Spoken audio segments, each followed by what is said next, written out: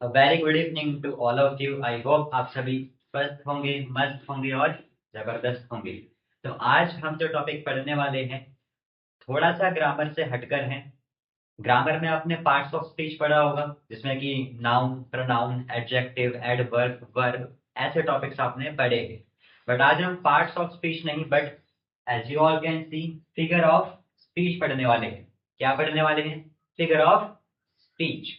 तो figure of speech से particularly अगर क्वेश्चंस की बात करें हम कैसे आते हैं, तो क्वेश्चंस डेफिनेशन वगैरह से तो नहीं आएंगे, बिकॉज ग्रामर में आजकल स्कूल में या फिर कॉम्पिटिटिव एग्जाम्स में भी इसके टाइप्स पूछे जाते हैं, इसके काइंड्स से क्वेश्चंस आते हैं। लेकिन before moving to the kinds या फिर types of figure of speech, हमें समझना होगा कि फिगर ऑफ स्पीच है क्या वाला। तो फिगर ऑफ स्पीच को अगर हम देखें बेसिकली, तो इट इज अ वर्ड और phrase that is used to create an extra effect. ये यूज होता है बेसिकली हमारी स्पीच में, हमारी लैंग्वेज में, हमारी कम्युनिकेशन में एक एक्स्ट्रा इफेक्ट डालने के लिए। एग्जाम्पल देता हूँ आपको, एग्जाम्पल से ही समझ आएगा इन। तो एग्जाम्पल के लिए मेरे को आपको बोलना है, आप बहुत खूबसूरत लग रहे हैं। You are looking very beautiful. Very very beautiful लगा दूंगा मैं, और ज्यादा से ज्यादा क्या करूंगा। लेकिन अगर हम फिगर ऑफ स्पीच का प्रयोग कर इस बात को बोलने का प्रयास करें, तो यह कुछ इस प्रकार होगी। आप चांद जैसे खिल रहे हैं। हो गया ना थोड़ा सा लगता। इसको इंग्लिश में कैसे बोल सकते हैं? You are shining as a moon. You are shining as a full moon, night moon. यानी कि आप चांद जैसे खिल रहे हैं। तो अलग सी बात हो गई यहाँ पे। सामने वाला इंप्रेस भी हो जाएगा, और हमारी बात को, हमने हमारी फीलिंग्स को थोड़ा सा एक्स्ट्रा इफेक्ट के साथ कम्युनिकेट कर दिया, प्रस्तुत कर दिया सामने वाले को। फिगर ऑफ स्पीच का यूज क्यों करना है अगर हम ये देखें, तो इसके बहुत सारे रीजंस होते हैं। अपने आप में फंडामेंटल रीजंस हैं बहुत सारे। बट तीन रीजंस को अगर हम यहाँ पे काउंट करें, तो first reason is to add ornaments. You all know what is ornament. Ornament का मतलब होता है सजने संवरने की सामग्री, जो मटेरियल होता है जिससे हम सजते संवरते हैं। आपने देखा होगा शादी में जब कोई जाता है, स्पेशली महिलाएं, आजकल तो पुरुष भी, जब हम शादी में जाते हैं तो क्या करते हैं? शादी में हम, पुरुष की बात करें अगर, तो कोट पैंट पहनते हैं बढ़िया से, वॉच पहन लेते हैं हाथ में बढ़िया सी, है कि नहीं? और अगर हम महिलाओं की बात करें, तो उनके तो क्या ही कहना। इतनी सारी सामग्रियां होती हैं, उनका तो नाम भी नहीं पता होगा हमें। तो इतना सज संवर कर हम क्यों जाते हैं भला शादी में? क्या नॉर्मल नहीं जा सकते? जा सकते हैं नॉर्मली। बट शादी एक फंक्शन है, स्पेशल फंक्शन है। वहां पे हमें एक एक्स्ट्रा इफेक्ट देना होता है, अपना इंप्रेशन देना होता है अलग से। तो जब हम खुद को अलग ढंग से प्रस्तुत करना चाहते हैं, अलग ढंग से प्रेजेंट करना चाहते हैं, तो हम अपने ऊपर क्या लगा लेते हैं? ऑर्नामेंट्स लगा लेते हैं। हम बालों में अलग अलग क्लिप्स लगा लेंगी महिलाएं, और कानों में इयररिंग्स पहन लेंगी। और मेकअप का तो भाई क्या ही कहना, हजारों हजारों रुपए बहा दिए जाते हैं ऑर्नामेंट्स में। तो क्या हम लैंग्वेज में इसका प्रयोग नहीं कर सकते? लैंग्वेज में भी इसका यूज होता है, उसी को हम कहते हैं फिगर ऑफ स्पीच। सेकेंड चीज अगर हम देखें, तो क्रिएट इफेक्टिवनेस। इसकी हम ऑलरेडी बात कर चुके हैं। इससे हमारी बात में इफेक्ट आता है, हमारी बात में वजन आता है थोड़ा सा, राइट। थर्ड पॉइंट की अगर हम बात करें, टू ऐड फ्लेवर। जैसे कि आप पिज्जा खरीदने जाते हैं, यस और नो? सबने खाया होगा पिज्जा।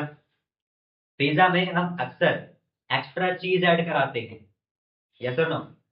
क्या रीजन होता है उसका? उससे एक एक्स्ट्रा सा फ्लेवर आ जाता है। बर्गर में एक्स्ट्रा चीज ऐड करी जाती है कि नहीं?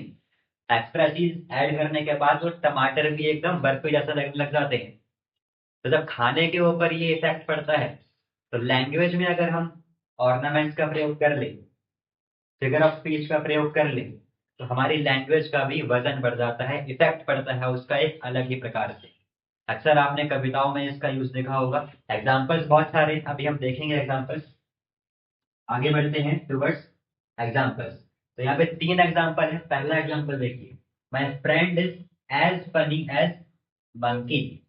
मेरा दोस्त इतना फनी है जैसे कि मंकी हो, बंदर हो कोई, है ना? अक्सर हमारे फ्रेंड ग्रुप में एक ऐसा दोस्त तो होता ही है जिसका काम ही होता है हमको हंसाने का। कोई भी उदास हो, कितना भी कोई ट्रेजेडी हो गई हो, लेकिन वो हमेशा तैयार रहता है हमको हंसाने के लिए, है ना? तो उसकी हरकतें इस प्रकार की होती हैं कुछ।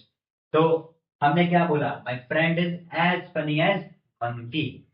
तो क्या हम ये बोलना चाह रहे हैं कि हमारा दोस्त मंकी है? ना जी ना, मंकी नहीं बोलना चाह रहे हम, बट हम ये कह रहे हैं कि वो मंकी जैसा है। हम सिर्फ ये बोल सकते थे माई फ्रेंड इज फनी, लेकिन उसमें वो इफेक्ट नहीं आता, वो बात नहीं आती। हमने बोला as funny as monkey, monkey को ऐड कर दिया हमने कंपेयर करने के लिए। So it is an, what is it? It is an extra element to create an extra effect. Monkey एक एक्स्ट्रा एलिमेंट हो गया हमारी लैंग्वेज में, हमारी कम्युनिकेशन में, हमारी स्पीच में एक्स्ट्रा इफेक्ट डालने के लिए, राइट? सेकेंड एग्जाम्पल की ओर बढ़ते हैं। She is as cool as ice. अगर हमें नॉर्मली बोलना होता तो हम क्या बोलते? हम आइस को हटा देते और क्या बोलते? She is cool, she is very cool, she is the coolest. लेकिन इनसे बात नहीं बनती। तो हमें अगर एक्स्ट्रा इफेक्ट ऐड करना है तो हम क्या बोलेंगे? She is as cool as ice. बर्फ जितनी कूल है वो, उसके सामने चाहे कितनी भी परिस्थितियां कठिन हो जाए, कुछ भी हो जाए, but she remains as cool as ice. तो आइस के साथ हमने क्या कर दिया? कंपैरिजन करके हमारी बात में थोड़ा सा वजन ऐड कर दिया, थोड़ा सा इफेक्ट डाल दिया। फिल्टर डालते हैं ना आप सभी फोटोज में, यस और नो? स्नैपचैट का जमाना है आजकल। तो उसमें जो फिल्टर्स ऐड होते हैं क्यों होते हैं? एक्स्ट्रा इफेक्ट के लिए। ऐसे ही लैंग्वेज में हम फिगर ऑफ स्पीच का प्रयोग करते हैं। थर्ड एग्जांपल की ओर बढ़ते हैं। The sun is playing hide and seek. अब भला सन क्या हाइड एंड सीक प्ले कर सकता है? सन तो लिविंग बीइंग नहीं है ना। हम हाइड एंड सीक प्ले करते हैं, हम जब बच्चे थे आप भी खेलते होंगे हाइड एंड सीक। लेकिन क्या सन हाइड एंड सीक प्ले कर सकता है? नहीं कर सकता। लेकिन फिर भी हमने बोला that sun is playing hide and seek. जैसे कि बारिश के मौसम में, बरसात के मौसम में, जब बादल आते हैं आसमान में, क्लाउड्स घिर जाते हैं, तो क्या होता है? कभी धूप कभी छांव, है ना? ऐसे ही होता है। तो उसी के लिए यूज करा जाता है ये phrase, the sun is playing hide and seek. यानी 5 मिनट धूप हो रही है और 5 मिनट बाद शेडी हो जाता है, छांव हो जाती है। तो आई होप इन एग्जाम्पल से आपको थोड़ा सा समझ बनी होगी, अंडरस्टैंडिंग बनी होगी कि आखिरकार फिगर ऑफ स्पीच क्या है और इनका प्रयोग क्यों करा जाता है। सिंपल सी बात है, फिल्टर्स का यूज क्यों करते हो? आंसर होगा आप सभी के पास। सेम उसी वजह से हम फिगर ऑफ स्पीच का प्रयोग करते हैं हमारी लैंग्वेज में। तो अब बढ़ते हैं हमारे मेन टॉपिक के ऊपर, जिससे कि क्वेश्चंस भरपूर मात्रा में पूछे जाते हैं, चाहे वो स्कूल के एग्जाम्स हो या फिर कॉम्पिटिटिव एग्जाम्स हो। तो देखते हैं first type of figure of speech. Figure of speech को एक बात और ध्यान रखिएगा, अलग अलग नाम से जाना जाता है, जैसे कि लिटरेरी डिवाइस और पोएटिक डिवाइस। हिंदी में इसी को हम अलंकार बोल देते हैं। खैर हिंदी से अभी हमें हिंदी में नहीं जाना, इंग्लिश में इसे लिटरेरी डिवाइस, पोएटिक डिवाइस या फिगर ऑफ स्पीच के नाम से भी जाना जाता है। तो फर्स्ट हमारा जो टाइप है फिगर ऑफ स्पीच का, वो है सिमिली। सिमिली वर्ड कुछ मिलता जुलता लग रहा है किसी से? सिमिली वर्ड जो बना है वो बना है सिमिलर से। इससे सिमिलर, सिमिलर का मतलब आई होप आप सभी को पता ही होगा, किसी में कंपैरिजन होना। ठीक है, जैसे कि आपने किसी व्यक्ति को देखा और आपको लगा अरे ये तो मेरे दोस्त की तरह है ना? इसमें तो क्या है? सिमिलैरिटी है। तो सिमिलैरिटी वर्ड से ही बना है सिमिली। देखते हैं कि ये है क्या। It compares, remember comparison word main है सिमिली में। It compares two different things using words and like. ध्यान रखिएगा पहली बात, यहाँ पे क्या होगा? कंपैरिजन होगा। कंपेयर करेंगे हम, किसका कंपैरिजन? दो अलग चीजों का। ठीक है, ध्यान रखिएगा, दो डिफरेंट चीजों का कंपैरिजन होगा यहाँ पे। और किन वर्ड्स का यूज करते हुए? या तो सेंटेंस में एज का यूज होगा या फिर लाइक का यूज होगा। एग्जाम्पल्स की हेल्प से आपको बहुत बेहतरीन तरीके से समझ आ जाएगा। तो देखते हैं examples. He looks like a lion. तो कैसा दिखता है? एकदम लायन की तरह, एकदम शेर की तरह, राइट? किसी की, किसी को हैंडसम कहने की बजाय, किसी को ब्रेव कहने की बजाय हम ये बोलते हैं लुक्स लाइक अ लायन, है ना? उसकी मूछें, उसकी दाढ़ी, उसके बाल, उसका रंग इस प्रकार है जैसे कि वो लायन हो एकदम। उसकी पर्सनैलिटी ऐसी है कि वो लायन हो, राइट? तो he looks like a lion. हम बोल सकते थे he looks very brave, right? He looks good, but हमने लायन से उसका क्या कर दिया, कंपैरिजन कर दिया। बोलो भाई क्या कर दिया, कंपैरिजन कर दिया। तो ही लुक लाइक, अब यहाँ पे as you all can see like word का यूज करा गया है। हिंदी में इसे ही हम क्या कह देते हैं, जैसा, वह लायन जैसा दिखता है, it looks like a lion, right. Second example की ओर बढ़ते हैं, she fought as a lioness, वो ऐसे लड़ी जैसे कि शेरनी हो, राइट। किसके बारे में बोल देते हैं हम अक्सर, रानी लक्ष्मीबाई के बारे में बोल देते हैं, यस और नो। तो she fought as a lioness, एक शेरनी की तरह लड़ी। क्या वो शेरनी बन गई थी, नॉट एट ऑल, शेरनी थोड़ी बन सकता है कोई इंसान, जादूगर थोड़ा ही है हम। लेकिन हम अपनी स्पीच में अगेन इफेक्ट ऐड करने के लिए, अपनी बात को और इफेक्टिव तरीके से पहुंचाने के लिए लिसनर तक हम फिगर ऑफ स्पीच का प्रयोग कर रहे हैं, that is called simile. As you can see as का प्रयोग करा गया है, she fought as a lioness. Third example देखते हैं, her face is as glamorous as moon. गाना सुना होगा ना आपने, चांद सा रोशन तेरा मुखड़ा। चांद के तो बहुत सारे गाने हैं जिसमें चांद से कंपेयर करा जाता है, राइट। एक दो गाने कमेंट में बताइएगा आप।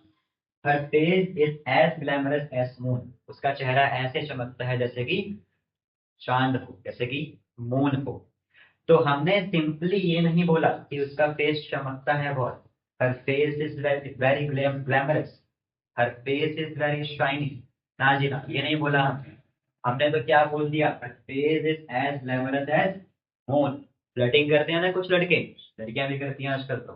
तो एक्सपर्ट होते हैं भाई वो इस मामले में, सिमिली में, ऐसी ऐसी तारीफ करते हैं, ऐसे ऐसे फ्लर्ट करते हैं, सिमिली का प्रयोग कर लेते हैं, उनको पता भी नहीं होता। बट आपको पता होना चाहिए सिमिली क्या है। Her face is as glamorous as moon, compare कर दिया है किसको, उसके चेहरे को कंपेयर करा है किससे, मून से कंपेयर कर दिया है।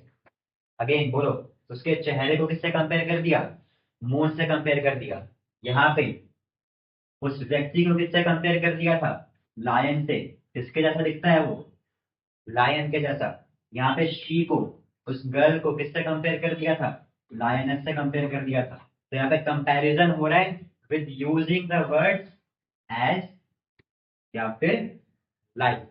ध्यान रखिएगा, कंपैरिजन होगा, एज या लाइक वर्ड दिख जाए आपको तो बेझिझक सिमिली पे टिक करके आइएगा, आपका क्वेश्चन बिल्कुल सही जाएगा। तो इसमें आई होगा आपको डाउट नहीं होगा कोई, इसके बहुत सारे एग्जाम्पल्स हो सकते हैं। आप भी कुछ कमेंट्स में एग्जाम्पल बताइएगा। अभी हम बढ़ते हैं हमारे नेक्स्ट फिगर ऑफ स्पीच की और नेक्स्ट फिगर ऑफ स्पीच है मेटाफर। अब ये भला मेटाफर क्या है, करता तो ये भी कंपैरिजन ही है, जैसे कि सिमिली में कंपैरिजन था वैसे ही इसमें भी कंपैरिजन ही होगा। लेकिन ये थोड़ा सा क्या है, advance form of simile. Simile में हम बोल रहे थे कि भाई तो शेर जैसा दिखता है, पर अब हम बोल देंगे भाई तो शेर जैसा नहीं दिखता, तो शेर ही है, यू आर अ लायन। तो शेर जैसा नहीं है तो शेर ही है, मतलब थोड़ा सा हमने और एडवांस कर दिया। तुम चांद जैसी नहीं दिखती हो, तुम तो क्या हो, तुम तो चांद ही हो, है ना, चांद जैसी नहीं हो, चांद ही हो तुम तो। So it is a basically direct comparison, directly referring to one thing by mentioning other. आपने एक व्यक्ति को या एक चीज को किसी और चीज से कंपेयर कर दिया डायरेक्टली, बिना एज या लाइक का प्रयोग करें। तो इसमें आपको कुछ चीजें ध्यान रखनी है, सिमिली और मेटाफर में बच्चे अक्सर कंफ्यूज हो जाते हैं, तो आपको ध्यान रखना है। अगर एज या लाइक का प्रयोग हो, किसका, एज का या लाइक का, इन दोनों वर्ड्स का प्रयोग करते हुए यदि कंपैरिजन हो रहा है तो सिमिली होगा। लेकिन अगर इनका उपयोग नहीं हुआ, एज और लाइक नहीं आया सेंटेंस में, सीधा सीधा हमने बोल दिया कि भाई you are a lion, you are a moon, वहां पर क्या आ जाएगा, आपका मेटाफर आ जाएगा। क्या आ जाएगा, मेटाफर आ जाएगा। इसमें कुछ चीज ध्यान रखनी है, compare without using comparing words. Comparing words कौन से होते हैं भाई, एज या लाइक, इनका यूज करे बिना, without using as and like, हम डायरेक्ट कंपैरिजन कर दें तो उसी को हम क्या कहेंगे, मेटाफर कहेंगे। क्या कहेंगे, मेटाफर कहेंगे। साथ साथ में बोलते रहिए घर पे वीडियो देखते हुए, तभी दिमाग में बैठेंगे आपके चीजें। सो एज और लाइक का प्रयोग, एग्जाम्पल देख लेते हैं। एग्जाम्पल से आपको और बेहतरीन तरीके से समझ आ जाएगा। पर he is as brave as tiger. आप सभी एक बार बताइएगा, यहाँ पर सिमिली का प्रयोग हुआ है या फिर मेटाफर का? सिंपल सी चीज है, आपको एज दिख गया, दिख गया नहीं दिख गया? एज दिख गया, तो एज दिखता है तो क्या होता है? सिमिली होता है। लाइक दिख जाता तो क्या होता? सिमिली होता।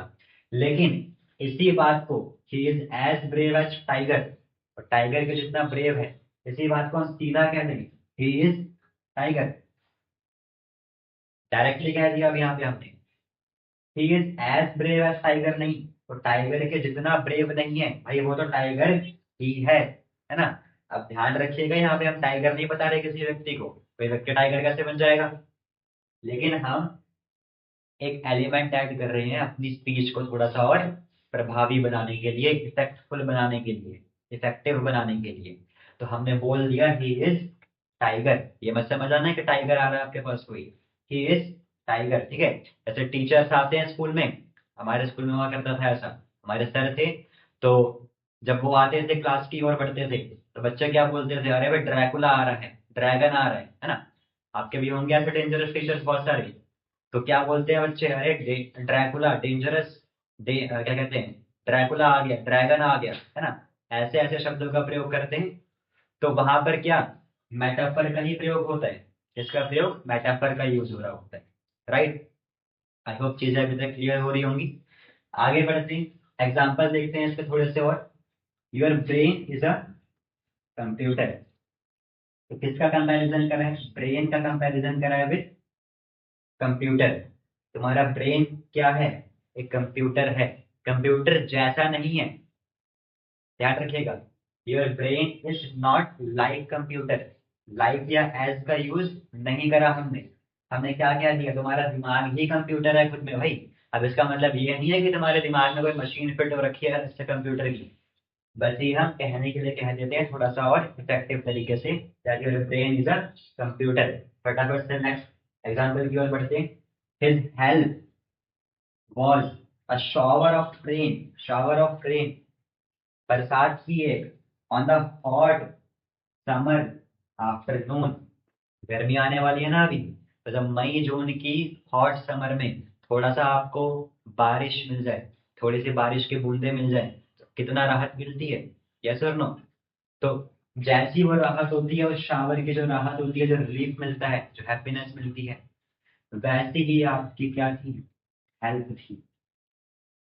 है कि नहीं? कभी कभी ऐसा होता है ना कि हम एकदम मुसीबत में होते हैं, डेंजर में होते हैं, बहुत ज्यादा कठिन परिस्थिति में होते हैं, तो किसी की हेल्प हमें मिल जाए अगर, तो सारा मामला सॉर्ट आउट हो जाता है एकदम, right?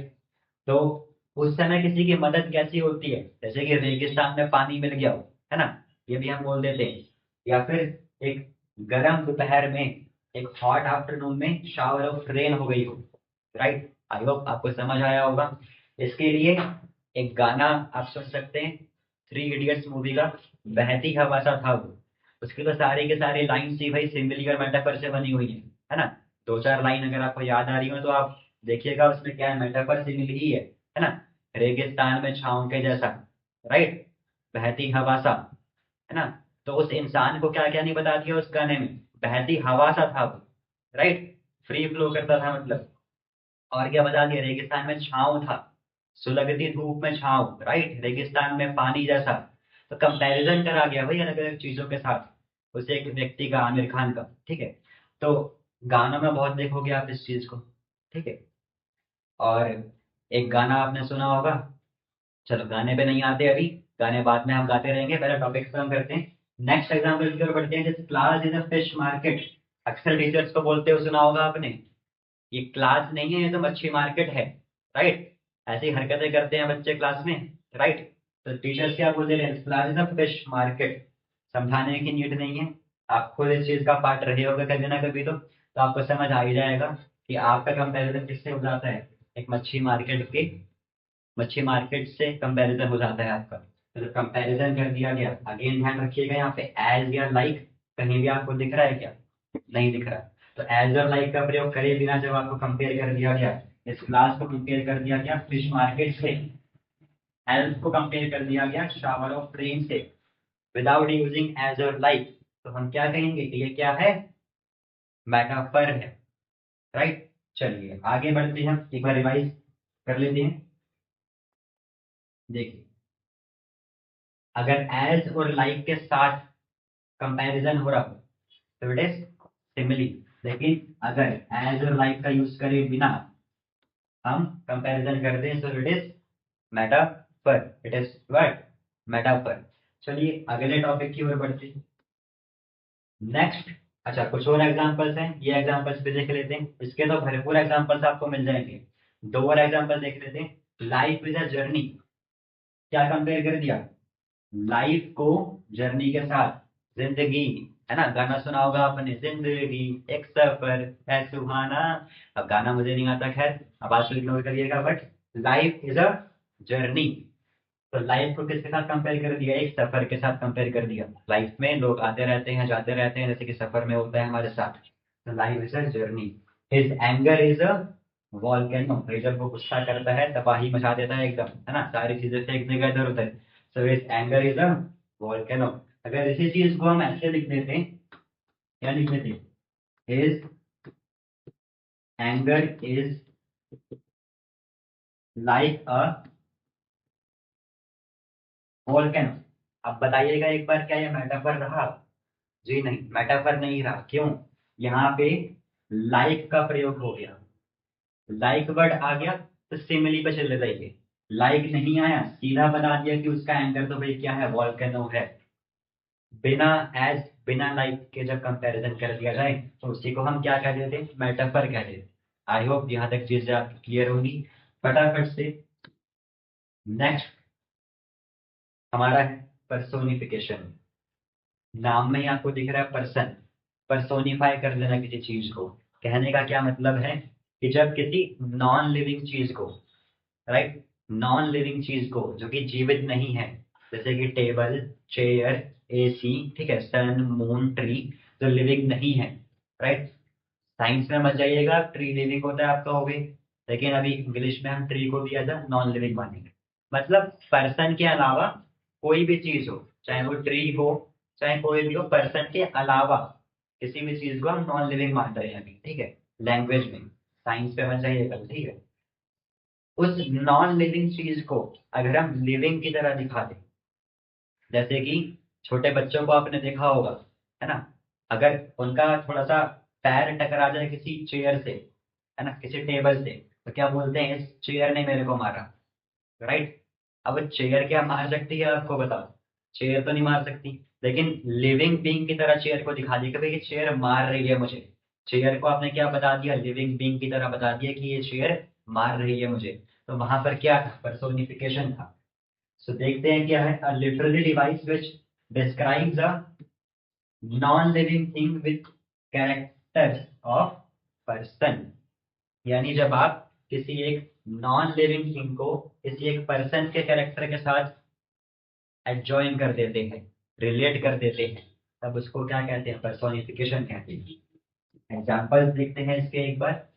Experience is the best teacher. अरे भाई टीचर तो कौन होता है, टीचर तो हम होते हैं, है ना।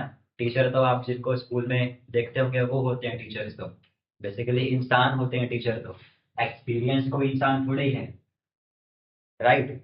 लेकिन एक्सपीरियंस को हमने क्या बता दिया, एक टीचर बता दिया। यानी एक्सपीरियंस को हमने क्या बता दिया, टीचर। यानी लिविंग बीइंग की तरह उसे हमने डिनोट कर दिया कि एक्सपीरियंस क्या है, एक लिविंग बीइंग की तरह क्वालिटी है उसमें, टीचर की क्वालिटी है एक्सपीरियंस में, है ना।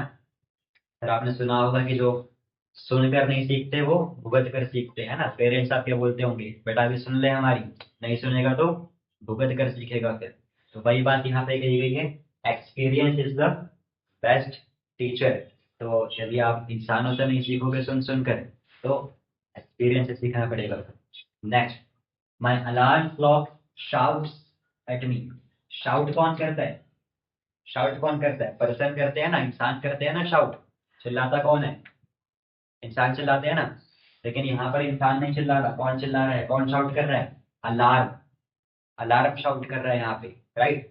तो एक नॉन लिविंग चीज को, अलार्म एक नॉन लिविंग है, एक नॉन लिविंग चीज को हमने लिविंग कैरेक्टर के साथ दिखा दिया, शाउट करते हुए दिखा दिया कि भाई एक नॉन लिविंग चीज, एक अलार्म चिल्ला रहा है, ठीक है, तो क्या कहेंगे उसे, पर्सोनिफिकेशन का यूज करा गया है। यानी अलार्म को हमने एक पर्सन दिखा दिया, अलार्म को क्या दिखा दिया, पर्सन दिखा दिया, तो पर्सोनिफिकेशन है। एक्सपीरियंस को हमने पर्सन की तरह दिखा दिया, तो क्या पर्सोनिफिकेशन है। The opportunity was knocking at her door, the opportunity was knocking at her door. अब क्या अपॉर्चुनिटी कोई इंसान है जो आपके दरवाजे पे नॉक नॉक करेगी, नहीं, लेकिन हम बोलने को बोल देते हैं थोड़ा सा एक्स्ट्रा इफेक्ट ऐड करने के लिए, that opportunity was knocking at her door.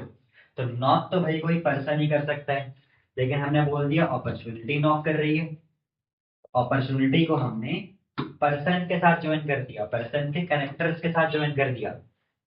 Knocking करना, नॉक नॉक पर्सन करता है, अपॉर्चुनिटी के साथ दिखा दिया हमने, तो personification. A lie has no legs, बोलते हैं ना झूठ नहीं बोलना चाहिए, झूठ के पाँव नहीं होते, झूठ ज्यादा देर तक नहीं टिक सकता, झूठ ज्यादा देर तक नहीं चल सकता। तो वही बात यहाँ पे क्या कहते हैं इंग्लिश में, फ्रेज है ये, अ लाई हैज नो लेग्स। अब भाई झूठ के पाँव, ये क्या बात हुई, है ना, पाँव तो इंसानों के होते हैं, पाँव तो भाई जानवरों के होते हैं, पर्सन के होते हैं बेसिकली, लेकिन लाई के हमने पाँव बता दिए, है ना, मतलब लाई की हमने बात करी कि उसके पाँव है या नहीं है, लेग्स है या नहीं है। तो जब हमने नॉन लिविंग चीज की एक लिविंग कैरेक्टर की तरह दिखा दिया, तो उसे पर्सोनिफिकेशन कहेंगे। द विंड विस्पर्ड, विस्पर करने का मतलब क्या होता है, किसी के कान में थोड़ा सा बुदबुदाना, है ना, अब धीरे से बोलते हो, फुसफुस करते हो, है ना, फुसफुसा कर बोलते हो। जब टीचर क्लास में पढ़ा रहे होते हैं और पीछे आपको बातें करनी होती हैं, तो कैसे बात करते हो, विस्परिंग करके फुसफुसाते हो आप, थोड़ा थोड़ा धीरे धीरे बोलते हो कान में। तो ऐसे ही, अच्छा विस्परिंग कौन कर रहा है फिर, पर्सन कर रहे हैं, राइट, विस्परिंग कौन कर रहे हैं, पर्सन कर रहे हैं। लेकिन विंड की हमने बात कर दिया, तो विंड विस्पर, हवा तो कोई पर्सन नहीं है, लेकिन हमने विंड को विस्पर के साथ कनेक्ट कर दिया, तो पर्सोनिफिकेशन यूज हो गया। विंड को हमने पर्सन के कैरेक्टर के साथ दिखा दिया, विस्परिंग के साथ दिखा दिया, यानी कि पर्सोनिफिकेशन हो गया through the trees, through the trees. पेड़ों में से होके जब हवा गुजरती है तो कैसी हल्की सी आवाज आती है पत्तों से, उसी को हम कहते हैं wind whisper through the trees. तो ये आज का हमारा टॉपिक था। आज हमने केवल 3 फिगर ऑफ स्पीच, या फिर आप कह सकते हैं 3 पोएटिक डिवाइस यूज करेंगे। इसके अलावा बहुत सारे पोएटिक डिवाइस होते हैं, ये बिल्कुल बेसिक था आज का। इसके बाद हम नेक्स्ट क्लास में और कुछ टॉपिक्स देखेंगे, राइट। वैसे तो हम देखें तो 100 प्लस फिगर ऑफ स्पीच होती है, बट आज हमने 3 करी है। एग्जाम्स में ये अक्सर पूछी जाती है, हिंदी में भी हेल्प करेंगी ये, ठीक है, लेकिन हिंदी में अभी हम नहीं जाएंगे अगेन। तो आई होप आप सबको ये टॉपिक समझ आया होगा, इसके रिविजन जरूर करिएगा। और सबसे बेस्ट तरीका पता है क्या है फिगर ऑफ स्पीच को पढ़ने का, इसके एग्जाम्पल्स आप ढूंढिए लाइफ में, इनका यूज करिए, जब कम्युनिकेट करते हैं जब किसी से, तो इनका यूज करिए, आपके दिमाग में बैठ जाएंगे चीजें, ठीक है। तो आई होप आपको समझ आया होगा, आई होप आपको अच्छी लगी होगी क्लास। तो आज के लिए इतना ही, मिलेंगे नेक्स्ट क्लास में। Good evening.